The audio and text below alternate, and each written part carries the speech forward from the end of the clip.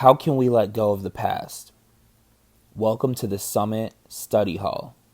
I'm Dre, and that's our question of the day. It's an important one because we all go through seasons that stick with us long after they've passed. But the key is to always move forward.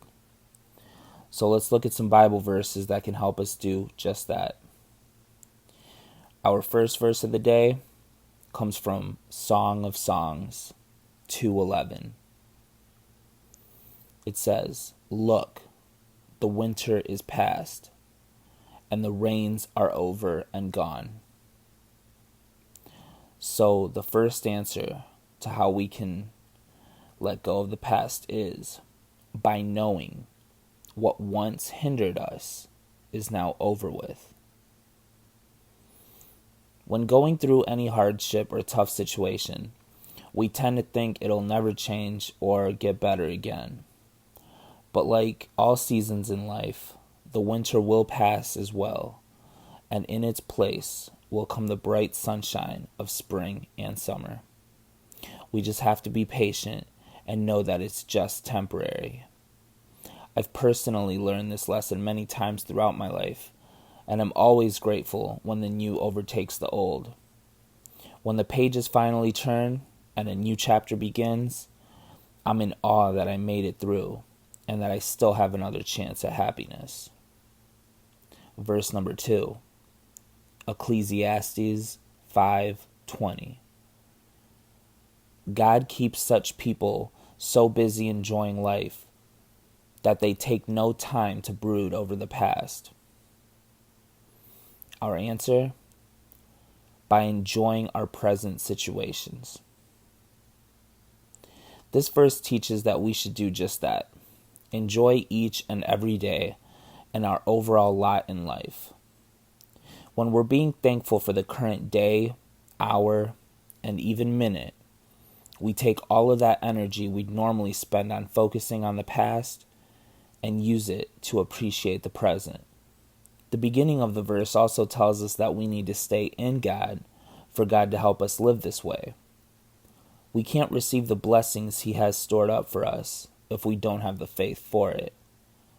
To truly be present at all times in the present is a blessing in itself. Many teachings across the world talk about this very principle, and that's because it's such a vital one to living a life of happiness.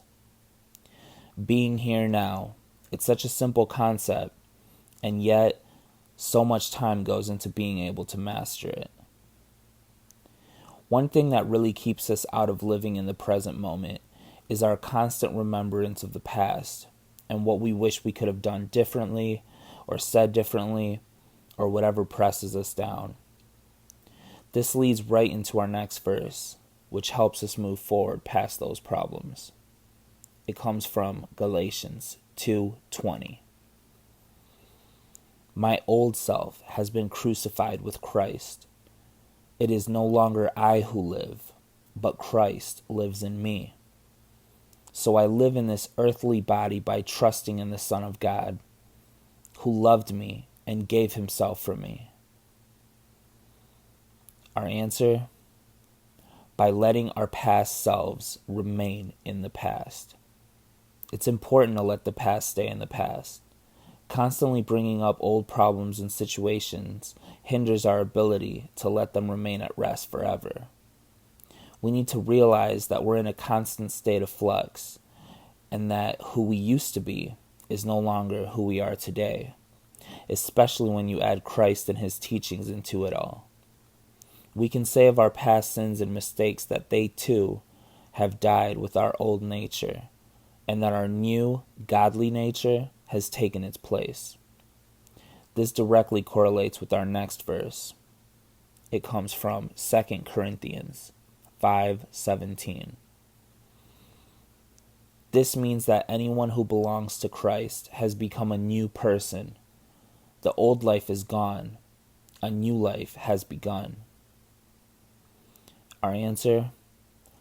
By letting Jesus Christ renew our souls. When we allow Christ's teachings and ways to rule our emotions and beliefs about ourselves, we can live confidently that we have been renewed. We don't need to beat ourselves up over what we wish we could change any longer, because Jesus has paid those debts off for us. We have a clean slate, a fresh start, so we should use it wisely and not waste it away with regrets and remorse. We also need to allow Christ to work in our hearts for this transformation to take place, because that's when the new self can truly take the place of the old, and we can start becoming a beacon of light and hope to the world around us. Verse number 5, Philippians 3:13. I focus on this one thing, forgetting the past and looking forward to what lies ahead. So our last answer is by anticipating the future with hope. Our last verse clearly shows that we need to keep our eyes set on the road ahead and not what's behind. We should leave everything that's already happened in the rearview mirror and start looking out the much bigger windshield in front of us. When we can live with hope and a positive attitude about our future, we can put aside the past that much easier. There are so many dreams and goals we still need to accomplish before we each come to our destined and expected ends. Why not live with that optimism that everything will truly work out for our good? No matter what we've been through, what trials or tests we endured, we should always remember that tomorrow is a new day and that every minute is another chance to turn it all around. So let's do a quick recap. How can we let go of the past? By knowing what once hindered us is now over with. By enjoying our present situations. By letting our past selves remain in the past. By letting Jesus Christ renew our souls. And by anticipating the future with hope. So we come to another close of another installment. I just want to again say how much I appreciate everyone's support and that my prayers, like always, are for God to bless us all, indeed. Until next time, take care.